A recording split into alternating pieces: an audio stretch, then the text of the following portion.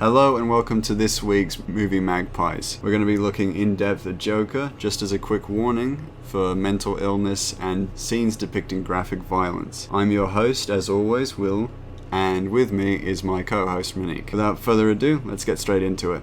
We've already discussed a little bit about colour, music, and the sort of socio-economic side of this movie in our review. Is there anything in particular that you wanted to bring up? Well, I kind of wanted to expand on that now with the knowledge that we can spoil the film in any single way and we don't have to worry about actually spoiling the film for any of our viewers. So if you are new to the in-depth review, we will talk about the whole film in all of its parts and we'll end up spoiling it either way. With that said, you've been warned. If you haven't watched the film, then you can come back to this later without fear of it being spoiled for you. But looking back on the film in terms of, I'm going to start with the score, because the score for me is one of the really standout parts of the film. One thing I found really nice about it is that it does a really good job of lying to us, or persuading us in the film to be on side with Arthur. Well, in very much of the same way that you would be on side with a hero. Yeah, no, I completely understand what you're talking about. Yeah, in that the music for his moments of triumph still build in the same way in which a triumphant hero would achieve victory, or in a moment of victory, and things like that, whether or not it's in Arthur's head or not. And so it provides this sense of persuasion, or this sense of deception, that the film is not completely honest with us in terms of what's inside Arthur's head and what's really going on in the world. And the composition and the music is used perfectly in that sense, in that it helps double down on that in a great way. Yeah, no, I completely get what you mean. They bring this very, very eerie string music into the background, and in those moments, yes, we're still made to feel like the triumphs and rises, but they also do a very good job of mixing that still with the tension of, oh my gosh, this man just shot someone.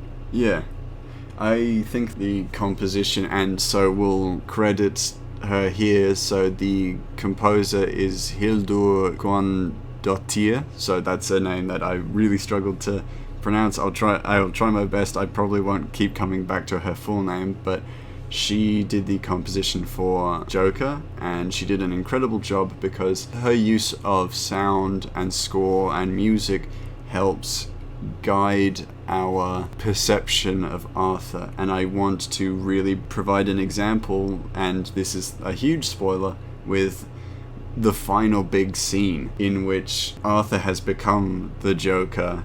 He's donned the full makeup and get-up to go on Murray's show with the intention that he's going to shoot himself in the head and kill himself live on air. But the music, the composition, plays in a sad, swaying like crescendo and presents a mood that is just sad. In that, in a stereotypical story in which the hero dies, this music would fit perfectly. But with Arthur, he's killed people who didn't necessarily deserve it, and he's a murderer. He's done terrible things, but the music still sways and builds in that same sense that we're watching a hero almost sacrifice himself for the greater good. But his greater good is revenge, and so we feel icky about it, but you still are given that sense that in the pit of your stomach that it's almost this sacrificial scene where he's giving himself up. And then of course it doesn't go that way specifically, but I wanted to really highlight that scene in terms of composition because it just sounds incredible. And the whole film sounds incredible, of course, but that's the one scene where I can always remember most vividly in my head. Which is super interesting, because I think my one scene is just after he's shot the three, like, rich boys on the train, and he's dancing in the bathroom. Oh yeah, that is a good scene though. Is the one that I suppose musically sounds out the most to me, because obviously he's dancing as sort of almost a self-soothing motion. Yeah. He dances to get rid of that panic and the fear that he's got. And they do such a good job of balancing the music. The music is very regal, it's very calming, but it has that unsettling twinge to it. Like it's just it has this underlying sinisterness. Yeah. And that to me will always be the scene that I come back to when I think of the music. Yeah, that's just because the visuals and the music together in that scene really make me so, like, it just hit me in such a way. Yeah, and I think that also can lead quite seamlessly onto continuity in that Arthur's character is very consistent in a way, in that this has nothing to do with sound. I'm bridging off from that, but in terms of continuity, which is another part of film which is greatly ignored and underrated, Arthur is very consistent as a character in that when he is anxious or wants to feel confident about himself, he dances, and it's his little way of trying to build confidence up in himself. And I think that the fact that it keeps being brought back in the film is really, really clever and really nice to see, because it adds this consistency in what is otherwise a unpredictable film. Yeah, because the film almost jumps around. Yeah, absolutely. Like, everything's pretty much chronological, but it also doesn't feel like it is, I suppose, would be the way that I put it. Like, I felt very disorientated timeline-wise with this movie. That's fair. So it's almost... The dancing scenes are almost not just grounding for Arthur, but grounding for the audience and the viewers, in my opinion, because it is a sort of steady, reoccurring event. Like, it's very easy for us to go, oh, okay, he's dancing, nothing terrifying is going to happen in the next minute or so, you know. You're kind of, like, weirded out by it because he's just killed 3 guys, and then he's, like, dancing, but you're also like, okay, this is the time to recollect my thoughts. What have we seen? What's happened? How much of it do I trust? Because actually, this is one thing I wanted to point out, because this is a very unpredictable film. And how much of it do you think is actually in Arthur's head? I feel like a great deal of it is in Arthur's head. He evidently goes to, it's actually, interestingly, Arkham Mental Hospital rather than Arkham Asylum. Well, in this, like, it's... Here's the thing, I just want to point this out very quickly, because I grew up reading the Batman comics. I really liked Batman as a kid, and going into adolescence I read Hush, I read Court of Owls, I read The New 52, which was one of my favourite comics, which is a revamping of Batman's story, which some people probably don't believe was necessary, but I really enjoyed it. But in terms of the Arkham point, Arkham is the name of a psychiatrist who funded a lot of the mental health stuff, so Arkham Hospital probably made a lot of sense, because he was probably just, his name was put on a hospital, and then he probably also still had an asylum as well. Oh, okay. I just thought... That's what I'm thinking, but... Fair enough. I just noticed that instead of going with asylum, they went, like, with mental facility or hospital or whatever the words are. Yeah, well, I think that's more just because if you're unwell, you go to a hospital. If you're too unwell for anything... Well, if you're too mentally unwell for your own good and to cause harm to others, or you're criminally insane, which was what the asylum was for, then you would go to an asylum. And that's why I think why I would point out the distinction, but that is still fair. Okay. It is interesting that still exists. And I do like the notions back to the original comics, because in Joker, the film that the Waynes walk out of before they get mugged and the 2 parents, Martha and Thomas, are killed, is Zorro, which was in the original comics. They left after watching Zorro, which I liked because it reconnects back to the original source material, which I really like. Even though the story is not from the original source material, it still has that respect for the predecessors and the stories that came before it and what it was ultimately inspired by, and I like that a great deal. But I was actually going to say, returning to what's inside Arthur's head or not, I genuinely think that all of this is real to a certain extent, but there are sections that he makes up in his head. And I wanted to point that out because specifically the train scene, which we were talking about before we started talking about Arkham Hospital specifically, you see him getting kicked and beaten up, but you don't see him pull out the gun.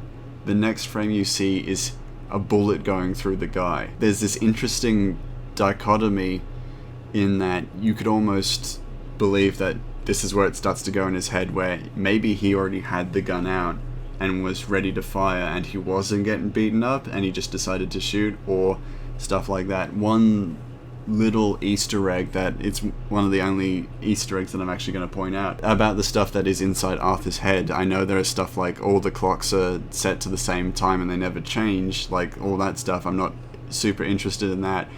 More specifically, the gun that he has is like a 6-shot revolver. He fires 8 shots in total and doesn't reload.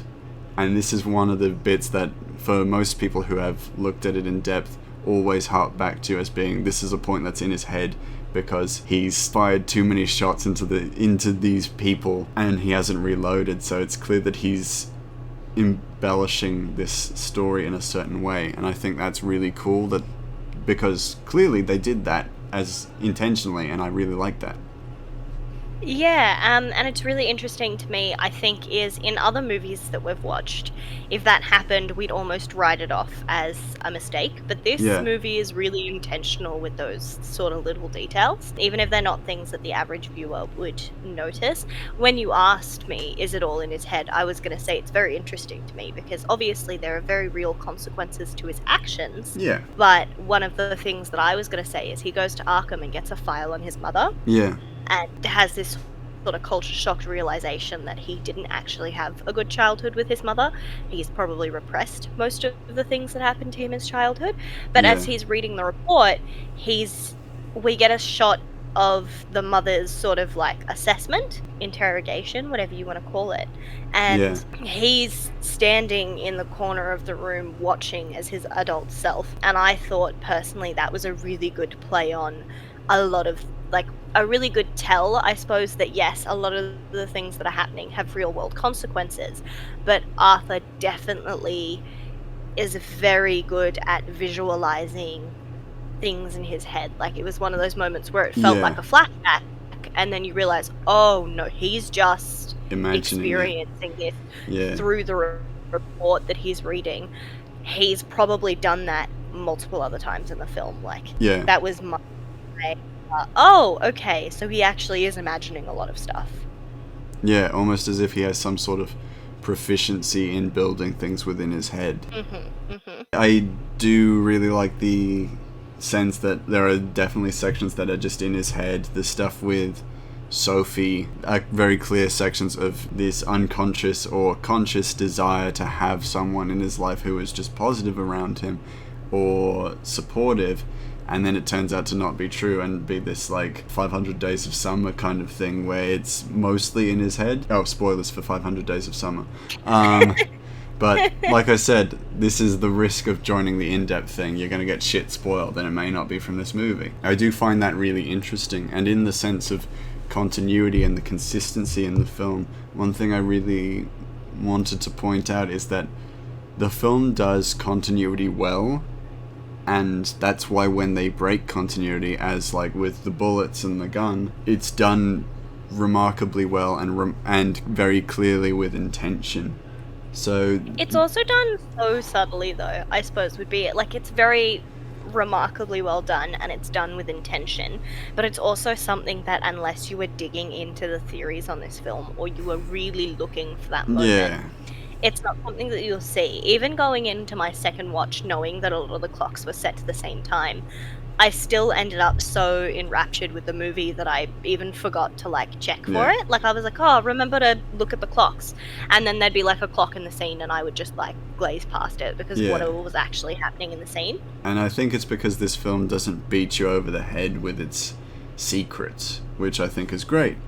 But as I was saying with continuity, the little things that end up being consistent end up providing this deception that the film is more trustworthy, such as with the bus scene riding home from his day at work where he gets beaten up, and the sign that he's like flipping is just broken over him. On the bus riding home, he's still got makeup or paint on his face from his clown makeup. Just these little bits where probably a face washer or makeup remover probably wouldn't have reached to if he was just wiping his hand over his face. So it's like little things like that seem really quite impressive. The film really sort of does build up its reputation. I suppose that's a weird way, but the film builds itself as a reputable source. Yeah, no, that's only exactly to what use I that think against too. you later. Yeah, absolutely. I suppose is sort of what I'm getting from what you're saying, is that it definitely takes that moment to be like, look at us, we can have all the continuity, like we're really making sure that this movie makes sense. Yeah. No, it's not. Like, we've lulled you into a false security in a way.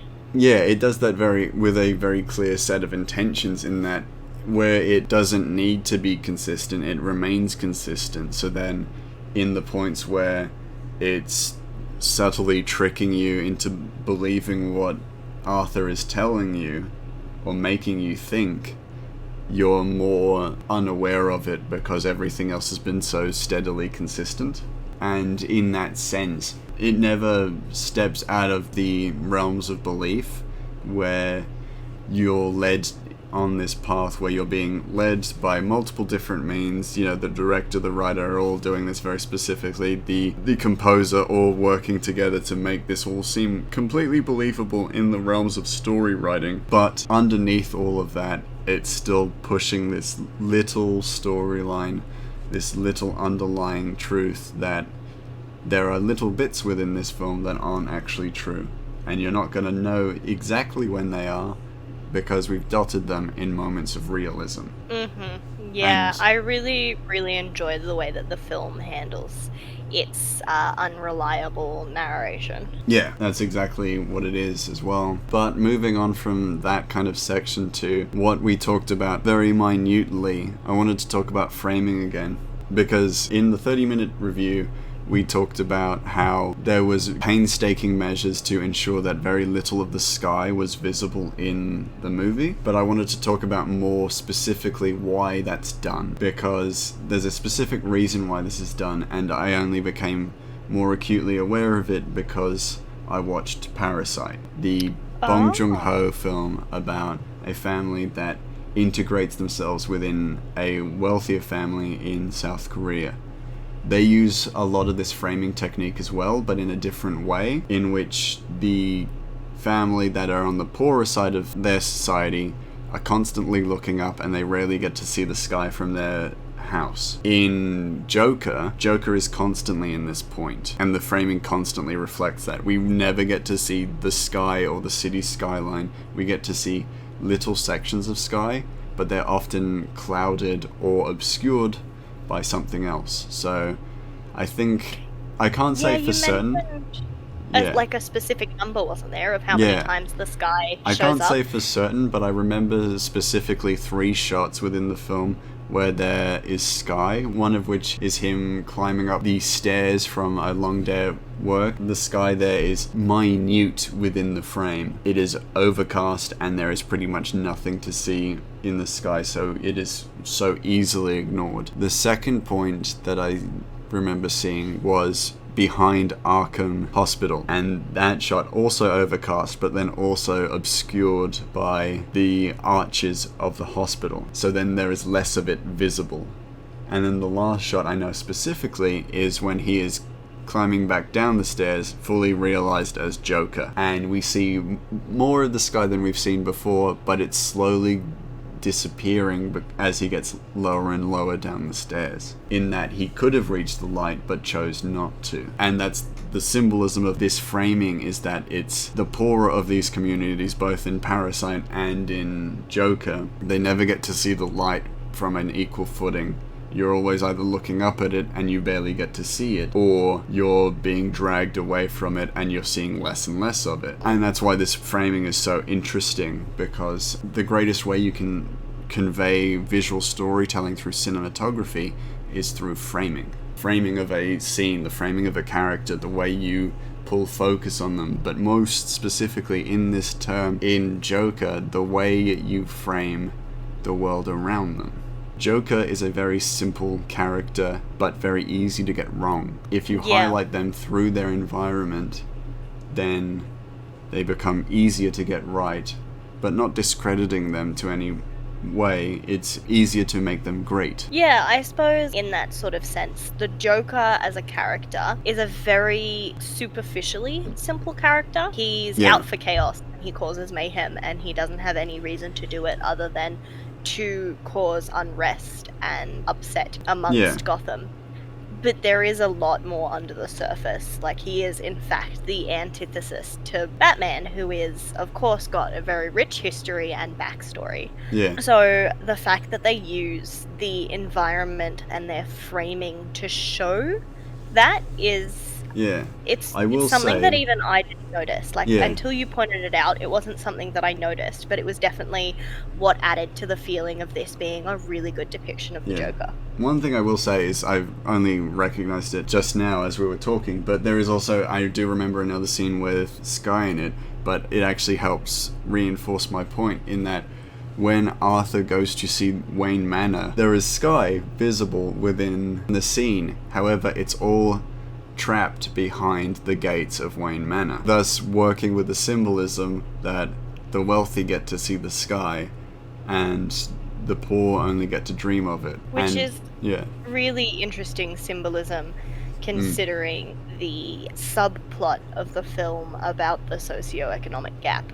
Yeah, and I think the Joker handles the socioeconomic gap commentary quite well. Not nearly as well as Parasite. I would say if you want to watch something that talks about this kind of gap, definitely watch Parasite. We'll be reviewing it at some point in the near future, but if you want to get to it before we do, check it out, because it does that all really well, because there's no necessary good guy or bad guy in these debates of economical hierarchy, but there is definitely a sense that the wealthier individuals are doing the most damage because they are capable of changing what's going on for everybody, but they choose not to, and only choose to elevate themselves further.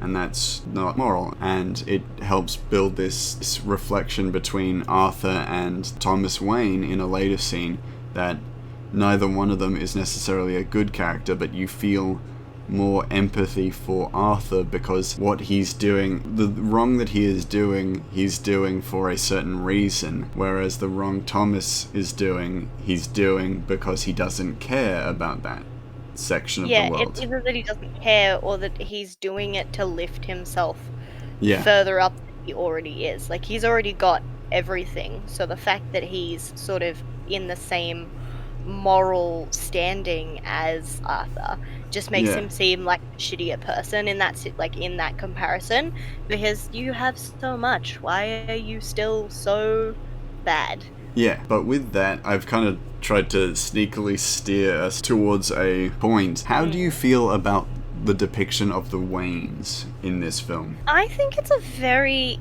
interesting depiction. I know that a lot of other Batman-related paraphernalia shows the Waynes as almost these good graces, like, you know, oh, they're so kind, they use their wealth to help the city fell into disrepair when they died, you know, sort of that vibe. And it was really, really interesting to see it played the other way, especially in the end, and the fact that the death coming out of the scene, we've already spoken about the Easter eggs pertaining to Batman lore in the comics, but the fact that their deaths are brought on by the riot and unrest caused by the wealthy abusing their power. It was such an interesting take. I really, really enjoyed watching it, and I really enjoy how subtle the subplot is of the wealth are using their power and the less fortunate are unable to do anything to get themselves out of bad situations. And yet how very clearly you could walk away from this movie and not, like, you can't really walk away from this movie unless you're blatantly trying to, and miss that. I find and I think sorry, I was just going to say, I think the Waynes to depict that sort of evil of the higher ups puts a face to it, which is one of those things, you should always put a face to something, Yeah. If you want it to come off more impactful. But also it really helps drive it home, because people can't walk out of the theatre and be like, oh, the Waynes are still rich and they're super nice, because they weren't in this movie. Yeah. And I think that what's really interesting is that the wealthier are more framed through their apathy for the poorer people within Gotham.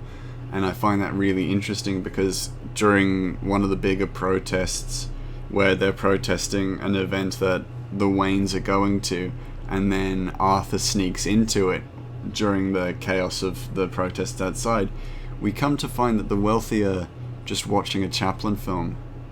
And it's this weird but interesting and visually striking scene where the poor of Gotham are trying to get through to the wealthy of Gotham, and the wealthy of Gotham ignore them. Are literally sitting around watching a show. Yeah. And completely almost oblivious to what's happening outside. Yeah, and I think it's the monument of this story in that their apathy leads them towards ignoring the poor until it becomes too late, and then their fear is built more upon a threat to their livelihood, more so than a failing to do right by them, which is quite interesting to me. But with the point that you pointed out, the riots led straight onto Thomas and Martha Wayne's death, I wanted to specifically bring that scene up because we see the scene that arguably we've seen at least 3 times now, in which Martha and Thomas are killed, and it's always the same way. It's in an alley, it's a guy coming by and shooting them. This scene specifically, doesn't matter which film it comes from, has been heavily criticized by reviewers because it's just so unoriginal. And in Joker, a film that is completely original, it does the same thing again. And I didn't bring it up in the review, but I wanted to bring it up here because it's more something that I just want to talk about in depth, where the Wayne murder scene has been so heavily redone that it almost has become cliche to show it that way. Because they also do it in Gotham, the TV series. Yeah, but it's both incredibly cliche and incredibly iconic. Like, the pearls, specifically, I think is the thing that I remember most from it, is gunshot and the pearls getting ripped is such like an iconic Batman imagery.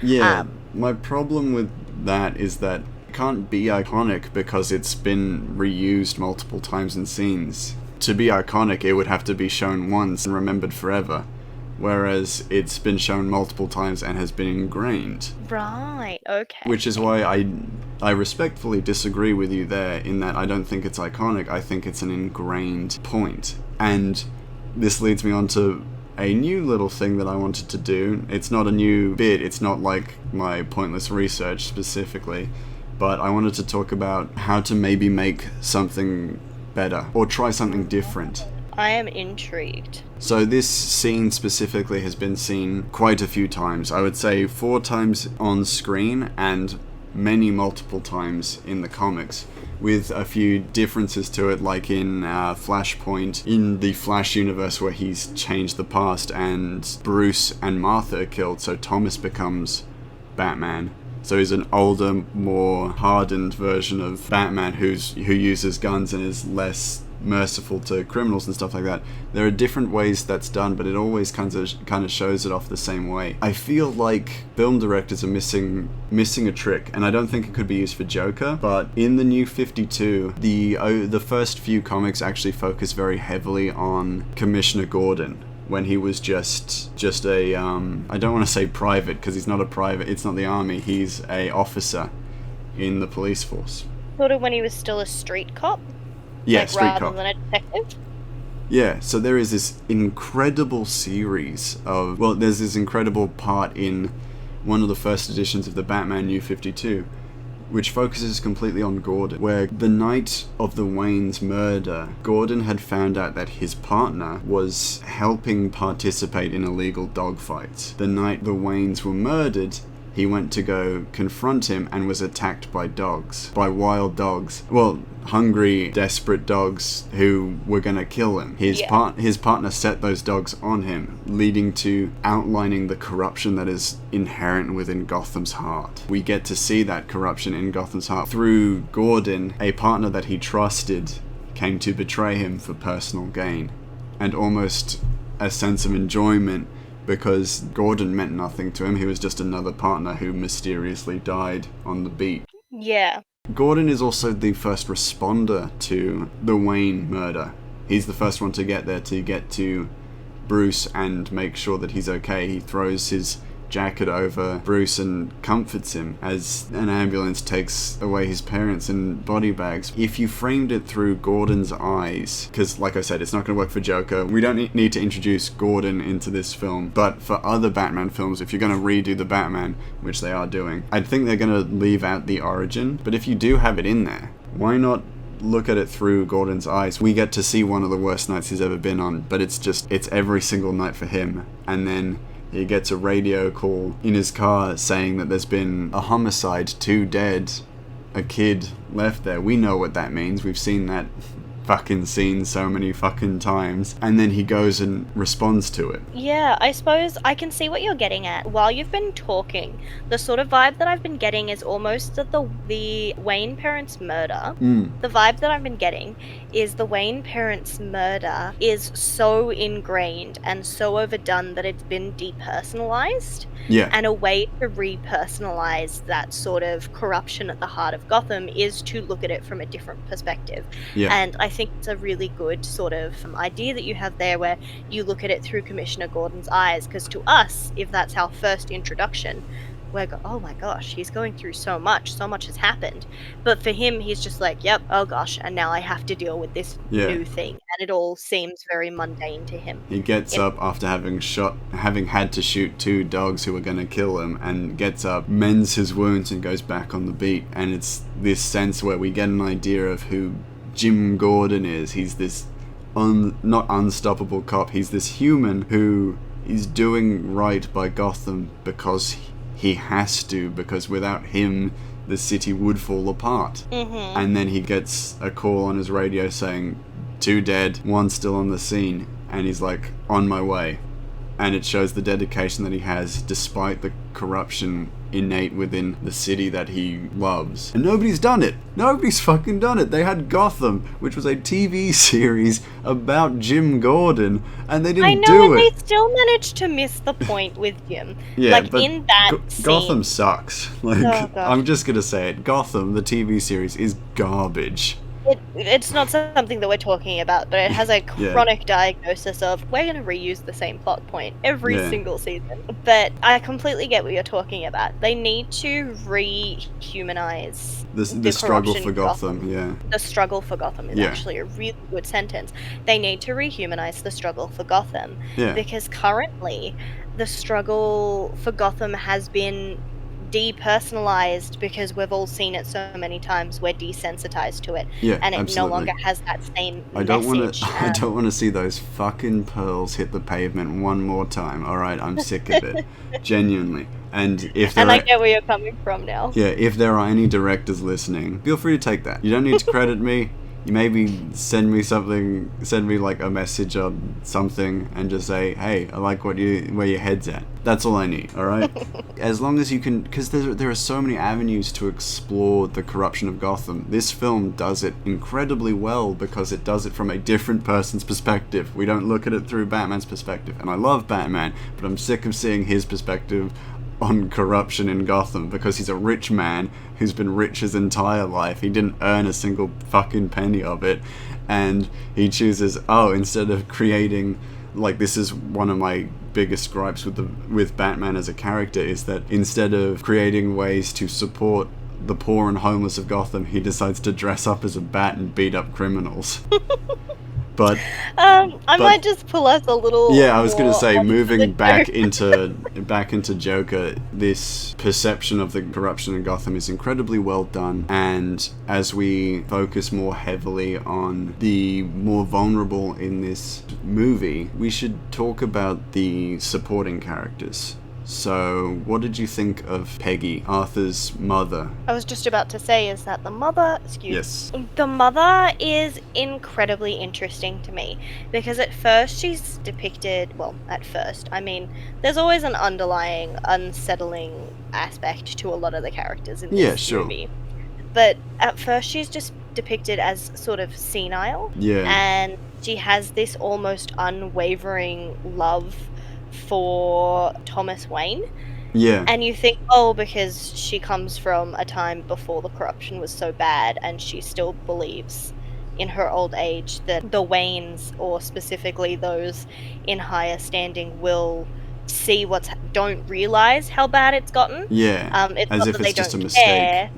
Yeah, it's that they haven't seen it's being kept from them, and they're gonna come and they're gonna help us out, and they're gonna see what we're living like, and they're gonna turn everything around for us. And then later in the movie you find out it's because she definitely had imagined, in fact, to the point of obsession, a relationship between herself and Thomas, to the point where she adopted Arthur and managed to convince herself that, in fact, she had him as a bastard with Thomas.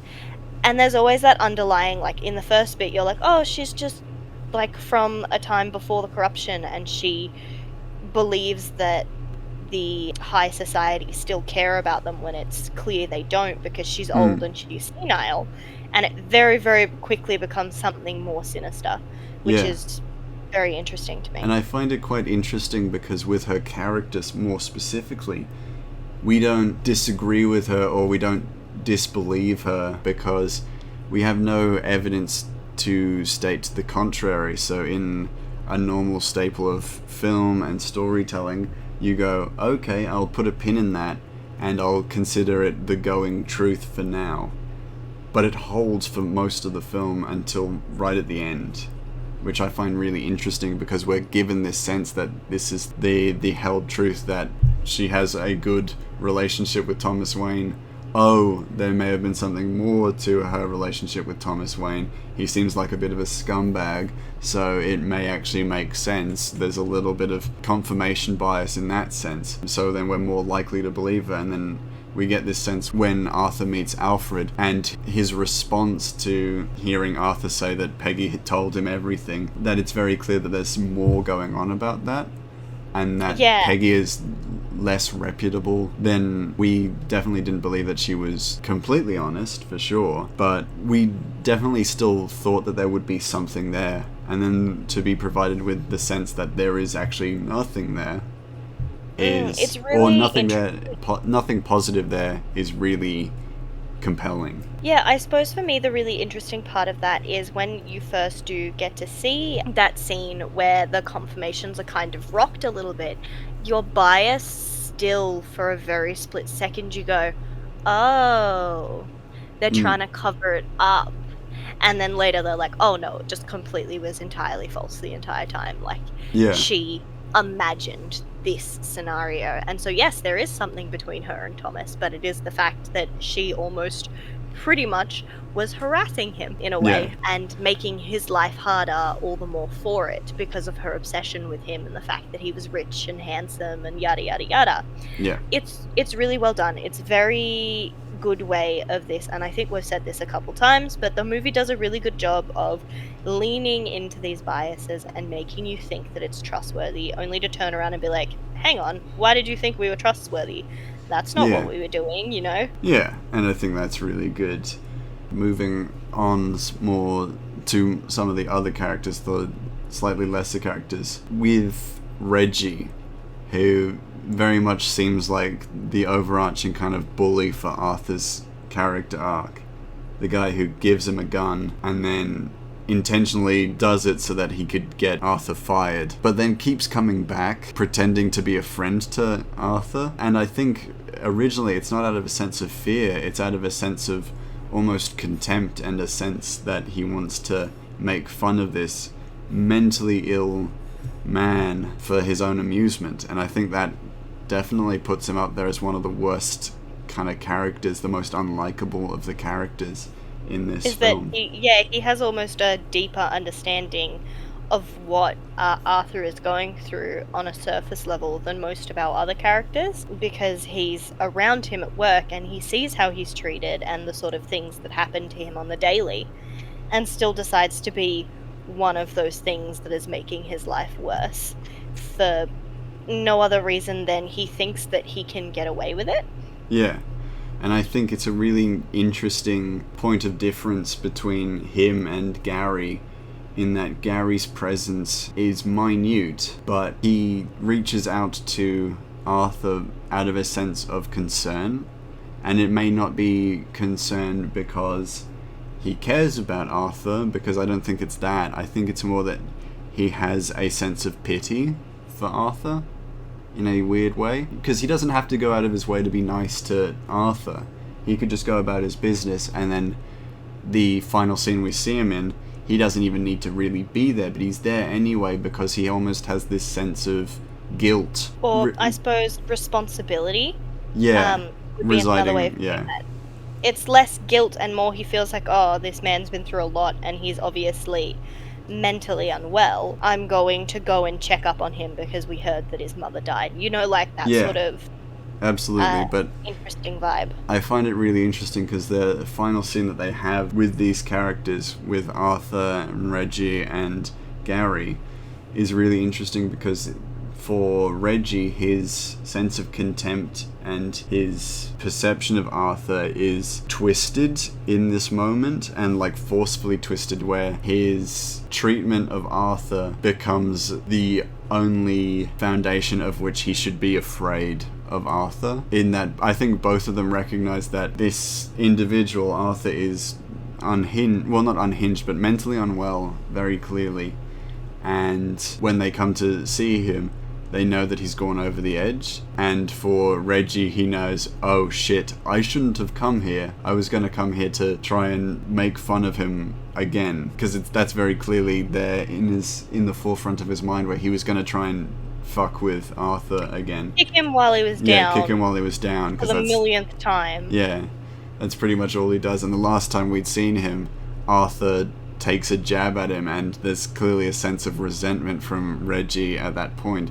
But it's almost a stopping point in this final scene where he was going to kick him while he's down, and then now that he's seen that it's too late for any kind of sense, well, for any attempt to try and bring Arthur down to where he used to be, he knows that it's over, and then he gets killed.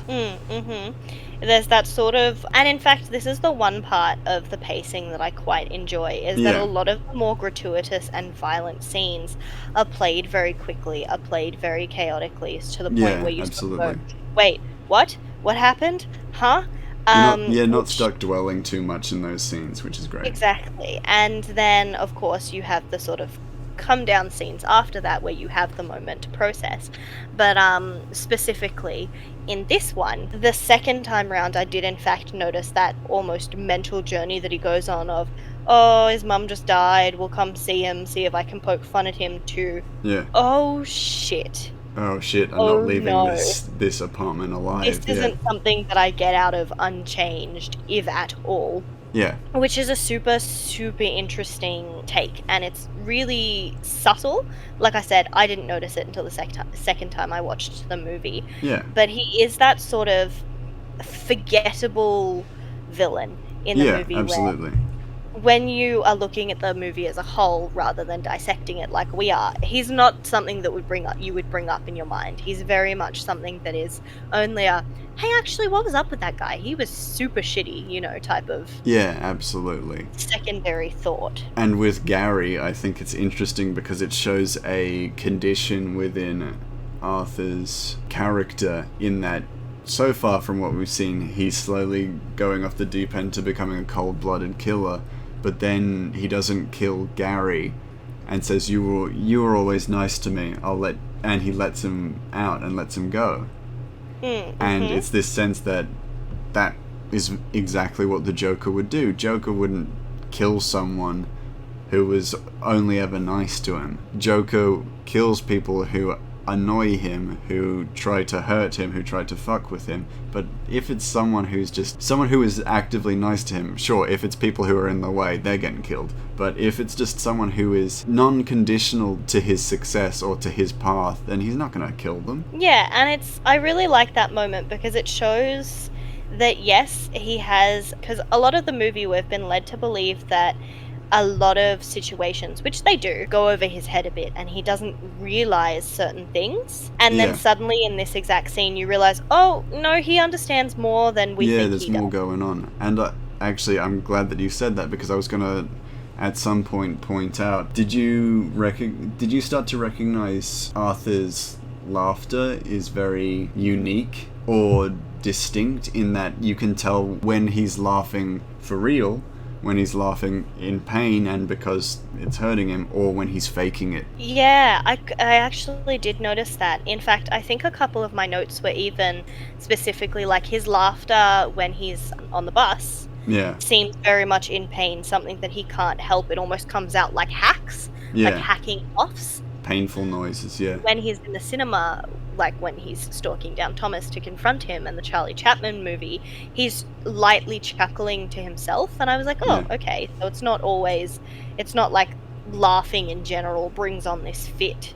It's definitely more like linked to a psychosis rather than to specifically the act of laughing. And then when you can see that he kind of just sometimes just smiles and lets out like a bit of a huff. Yeah. Or I suppose the other one is when he's in the comedy club and he laughs a beat off almost the whole time. But it's a very deliberate laugh, I suppose, would be the way that I think he's laughing at points where he thinks he should laugh, but because of his failure to empathize with other people, which was one of the things that I'd seen people talk about, is that because he can't empathize with the people around him, he's laughing at points where he thinks he should laugh, and then he doesn't understand why people are laughing at the points that they're laughing at. And I find that really interesting, because it's a very detailed depiction of a characterization of lack of empathy, and I find that really interesting. Another point where he laughs, where he's fake laughing, I find really interesting, is when he's leaving his work and he laughs and then just cuts it off once he's out of hearing range. Mm-hmm. And I find his face in that moment, I know exactly which moment, because I also noted it down actually. His face drops. Like, he doesn't just drop the laugh, he drops the, oh, I was playing nice for my boss. The character, and it that's what really, I mean, can't sing Joaquin Phoenix's praises enough, but it's what lends really well to his performance, is that he has this underlying sinisterness to him that's incredible to watch. Even in the first, obviously we all know going into this that this is a movie about the Joker, so our main character is not going to be good and will probably be quite unhinged quite quickly. Like, it's a Joker film. We all know what's going to happen. We all know who the character's going to end up as in the background. But Joaquin does a really good way of showing us, even at the start, where they're trying to depict him as someone who is down on their luck and constantly gets beat on when they're down. He still manages to show that in the first quarter of the film, underlying aggression and anger at what is happening to him, like that he's not just naive and innocent in all of this type of vibe. Like, it's not something that you pick up on 100% of the time. It's definitely something that comes out quite subconsciously, but it's really, really well done. And I think with that we should jump to one of the characters that we should really talk about, Murray. I was wondering when you were going to bring him up. Leading up to a point, he's Arthur's inspiration. After a certain point, he's his greatest enemy. And I find that really great as a point, because this is not a stereotypical character. Arthur is very much not even an anti-hero. He's a character who we watch go on a journey that in real life we would be terrified to see. He's like Norman Bates. He's like Patrick Bateman. Ah, okay. He's very much a character who isn't a good guy. He's not an anti-hero. He's a bad guy doing bad things, but we watch him anyway because it's like watching a train crash. And in that same vein, it's very much interesting to see how characters change around him or change within this character's perception. So Arthur... Yeah, so not even just change around him, like in reaction to him, but change in the way that he perceives them.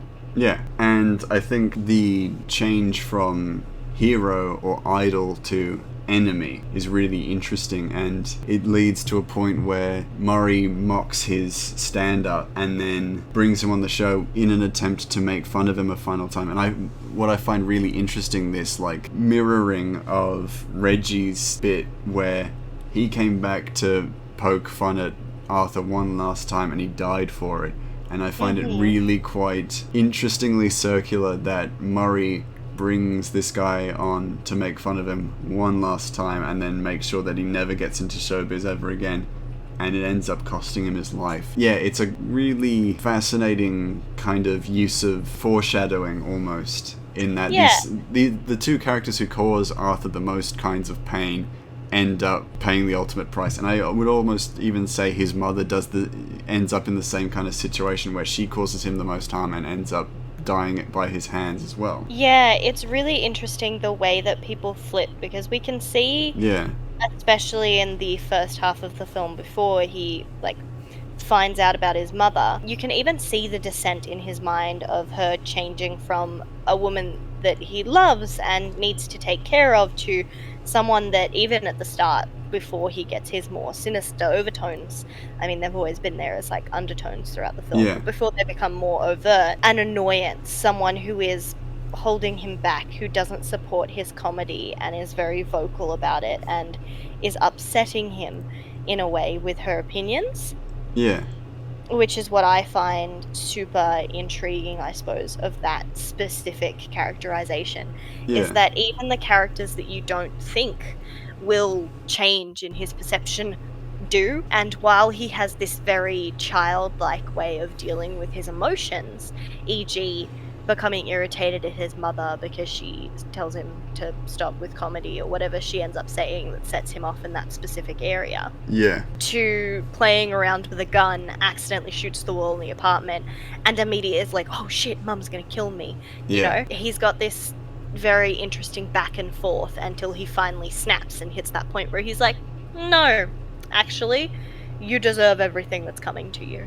And there are, in fact, a couple times in this movie, in fact, it's a recurring theme with suicidal ideation, where there's a lot of imagery of him pretending to, or even getting ready to shoot himself with the gun. If only for, at the last minute, like we've said, he goes on this show with Murray, the Murray Show, and gets so worked up and so mad at his idol for just bringing him on to make fun of him, that he turns around and in fact decides, no, you're the one that should go out. I'm gonna stay around for a while. And what I like most about this characterization is that these three characters who end up dying at Arthur's hand, their characters never change at any point in this film. They don't have any character arcs, they don't have anything like that. They're consistently them. What changes is Arthur, and once he develops to a point where he is his ideal self, their behavior and the way they treat him is now unacceptable.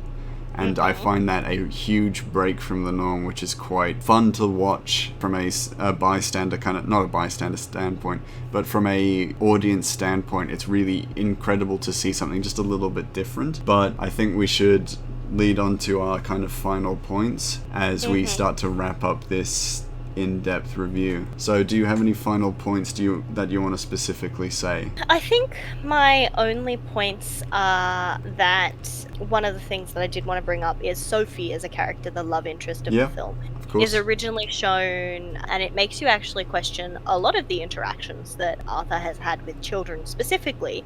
It's shown that her daughter and the son of the lady on the bus who yells at him giggle at him when he's making his clown faces. But you wonder in that moment, is that something that because he is a clown and he does all of these things for children that he's imagining himself? I enjoy that the two children that we see both have the same reaction to him. Yeah. One of the mothers kind of tries to play it off as a joke, and the other mother turns around and is immediately like, stop harassing my child, you know? Yeah. And it's a really interesting reflection into the 2 times that we get to see him interact with sort of younger people, is that he definitely has this soft spot for them, which I think helps us empathize with him more. He's not just a very unempathetic person the whole way through. He definitely has little soft spots for specific people. Yeah. But then also in that scene where he kills one of his friends and lets Gary go, as Gary is trying to run out the door, he spooks him because he thinks it's funny. Like, there's that all very there's this detachment from the rest of the world. Yeah, I have a soft spot for you, but I'm still doing things that amuse or satisfy me. Yeah. Even if they are possibly incredibly traumatizing or worrying to the people who are experiencing or watching them. I just really, really like the way that they handle that mentality. Yeah, this is completely unrelated to a lot of what I'm going to say, but my final point is actually just one little thing that I noticed right at the end, which I actually kind of really enjoyed because it's such a funny inconsistency. So in the final scene where it's Murray and now the fully realized Joker having an interview, and you get this ramping tension where you know something's going to happen, but your first expectation is that Arthur's going to shoot himself, but he's starting to get agitated and angry, and the line, "You get what you fucking deserve," and then shoots Murray. One thing I noticed when it came to the TV screens where it draws out and it's all these screens showing the events surrounding the immediate aftermath of him shooting Murray, and that scene being played over and over again because that's how TV censors work, or TV screens kind of work for that point where it's reviewing at a delay before it goes onto TV, and there are like protests and stuff like that going on. I noticed one of the screens playing out that scene where he says that line and then shoots Murray, but fucking is censored, and I find that really funny because that means that a censor went by and he's got the 30-second delay, and he hears Arthur go, "You get what you fucking deserve," and he goes, "Oh, I'm gonna censor fucking," and then he didn't censor Arthur shooting Murray in the face. Which I find very, very intriguing, yeah. Yeah, which I find wild in a weird sense, because he's just like, got it. I am a great censor. Like, this is news. I'm the world's best censor. We can't. Yeah, but it's like, we can't have someone saying fucking. Yeah, and then he beeps that, and then he's like, oh god, Murray's dead. He got shot in the face on screen. But yeah, I wanted to leave it like on that kind of note. Closing up, what did you think of it as a whole? You don't have to give the rating, but what did you think about it as a whole? We did our rating in the other one. You'll just have to go and watch that. But for me, it is an incredibly intense film. It is definitely not something that I would approach lightly with the sort of ideas that it's, just something that you can watch. It's definitely one of those ones that if you do watch it, you will end up thinking on it for a little bit. Yeah. But it is a really good film, and I do still recommend, of course, within reason, always keep in mind your safety and the safety of the people around you who would possibly be watching this with you. But it's one that I do recommend watching. It's a really good watch, and it is a really good look into that sort of original comic DC universe, especially in pertainment to Gotham specifically. Yeah. I think it gets Gotham really right. I think this version of Joker is really interesting, really compelling to watch, and absolutely, like you said, gets the comic atmosphere down. But with that said, we're going to close out this episode of Movie Magpies. Hope you enjoyed. If you got the hint from last week, which was another film where the protagonist has a great dream, but the world just thinks it's one big joke, I kind of added the bit at the end to try and make it as obvious as I could without just straight up giving it away. Hopefully some of you got it. If you didn't, that's okay. You've got next week's hint, which is, for those of you who want to find out what we're watching next week, go ahead and guess away. But this hint that we're giving you this week is another visually striking film in which there is no true good guys, only very bad guys. So yeah, this one's a little more difficult, a little more challenging. I hope some of you take it on. try and figure it out. I would love to hear any guesses that you guys have. Please do tell us. I am always very, very interested to see if anybody is actually guessing outside of, you got a couple people that you talk to and they kind of guess while you're chatting to them. But it is very interesting. I also think it's funny that you can almost tell how similar or how obvious the hint will be kind of relates to how well we could find a little thread to link the two things together. That is on us for sure. But so if the hint is really, really hard, don't beat yourself up about it. It's probably because we were both sitting here going, couldn't find a tenuous link. How the heck do we link this without just outright saying what the movie is, or even at all? So yeah, I'm super looking forward to reviewing the film next week. I'm so excited. You guys will find out why. Please feel free to comment on our videos on YouTube. But with that said, that'll be us for this week. Thank you for listening. See you next week.